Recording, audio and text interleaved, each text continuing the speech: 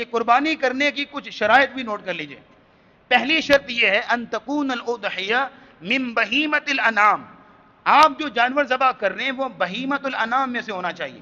بہیمۃ الانام، سورۃ الانعام میں اللہ نے 4 سپیشیز کا ذکر کیا ہے، 8 یعنی جانور بنتے ہیں، اس میں فرمایا گیا کہ ثمانیۃ ازواج من الضأن اثنین ومن المعز اثنین ومن البقر اثنین ومن الابل اثنین، اونٹ مذکر مؤنث، گائے مذکر مؤنث، بکری مذکر مؤنث، اور اس میں جو ہے وہ بھیڑ اور جو ہے وہ بھی آ جاتا ہے۔ تو یہ وہ جانور ہیں کہ جو نبی کریم صلی اللہ تعالی علیہ وسلم نے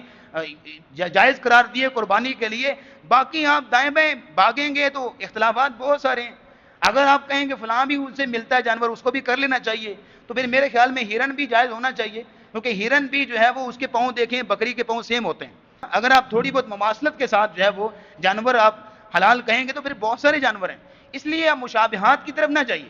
جو آپ کو شریعت نے پابند کیا اس پر عمل کیجئے، دیٹس اٹ۔ اس لیے بنی اسرائیل کی طرح سوال کرنا کہ گائے کیسی ہو، کس طرح کی ہو، جتنا پوچھتے جائیں گے اتنا پھر مشکلات میں پھنستے چلے جائیں گے، جتنا کرنے کا حکم ہے اتنا کیجئے۔ اگلی بات دیکھیے، نبی کریم صلی اللہ تعالی وسلم نے فرمایا ان تبلغ سن المعتبر شرعا، جو جانور آپ ذبح کرنے جا رہے ہیں وہ اس عمر کو پہنچتا ہو کہ جس عمر کا جانور شریعت نے پابند کیا ہے، اور وہ ہے لا تذبحوا الا مسنہ، صرف دوندہ جانور۔ بعض لوگ جو مرضی لیے پھرتے ہوتے ہیں، اس طرح نہیں ہے، مسنہ کی قربانی قابل قبول ہوگی۔ الفاظ کے اندر حصر چیک کیجئے، لا تذبحوا، نہ ذبح کرو، الا مسنہ، مگر صرف مسنہ جو 2 دانتا ہوتا ہے، اور 2 دانتا بھی تھوڑا سا دیکھ لینا چاہیے، بعض اوقات ایک دانت جو ہے وہ توڑ کے تو دوندہ بنایا بھی جاتا ہے نا بعض اوقات، تو ذرا دیکھ لینا چاہیے جانور خریدتے ہوئے کہ واقعی دوندہ ہے یا دوندہ بنایا گیا ہے۔ پھر یہ ہے کہ اگلی بات دیکھیے، نبی اسلام نے فرمایا کہ اگر تمہیں دوندہ جانور نہیں مل رہا، بہت مشکل ہو گیا ملنا، یہ تمہاری استطاعت میں نہیں ہے، تو پھر فتذبحوا جزعۃ من الضأن، تو بھیڑ کا 1 سال کا جو جانور ہوتا ہے وہ بھی کیا جا سکتا ہے، جس کو آپ پکا کھیرا بولتے ہیں، وہ بھی جو ہے قابل قبول ہے، لیکن تب جب دوندہ نہ مل رہا ہو یا استطاعت نہ ہو۔ تیسرے نمبر پہ رسول اکرم صلی اللہ تعالی وسلم نے فرمایا کہ جب جانور ذبح کیا جائے تو وہ بے عیب ہو، اس کے اندر کسی قسم کا کوئی عیب نہ ہو، وہ کانا نہ ہو، وہ لنگڑاتا نہ ہو، وہ لاغر نہ ہو، وہ یہ ہے کہ اس طرح کا کوئی عیب، چوٹ نہ لگی ہو، سینگ نہ ٹوٹا ہوا ہو۔ اس لیے ان ساری چیزوں کو دیکھ لیا جائے پھر جانور خریدا جائے، اس لیے کہ اللہ کے رستے میں آپ عمدہ چیز قربان کریں،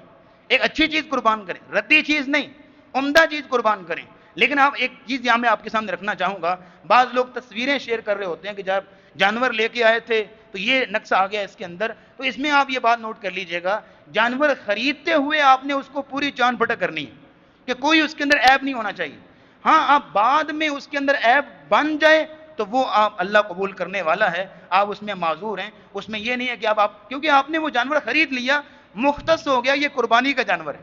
وہ اللہ کے نام پہ وقف ہو گیا،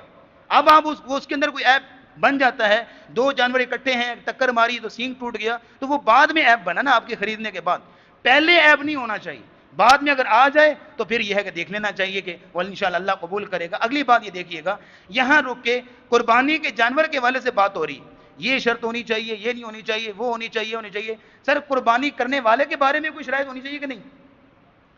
کہ قربانی کرنے والا جو مرضی ہو، اس نے داڑھی رکھی ہو کہ نہیں ہو، ہاں اب جانور قربانی کا اس میں دوندہ ہوگا، دوندہ نہیں ہے تو قابل قبول نہیں ہے، تو جو قربانی کر رہا ہے وہ کس طرح کا ہو، اس کے اندر کون سی عیب ہونی چاہیے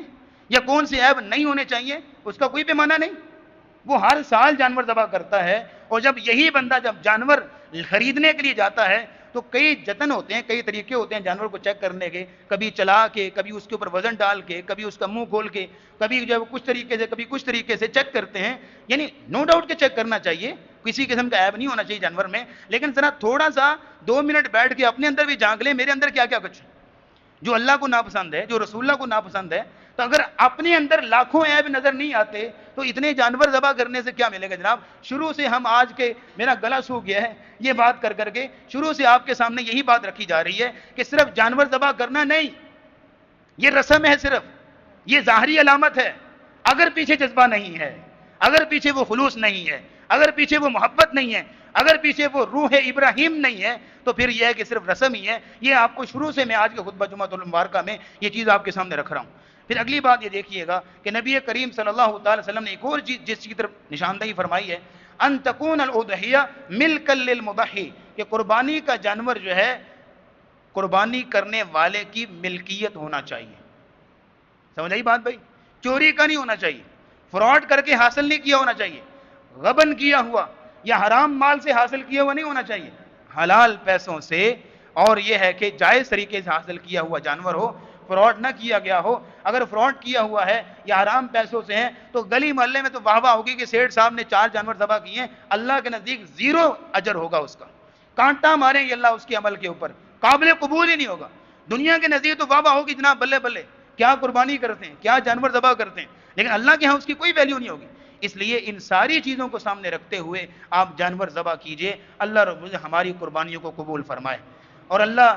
جن کو استطاعت نہیں ہے یا اللہ ان کو بھی استطاعت عطا فرما. وآخر دعوانا الحمدللہ رب العالمین.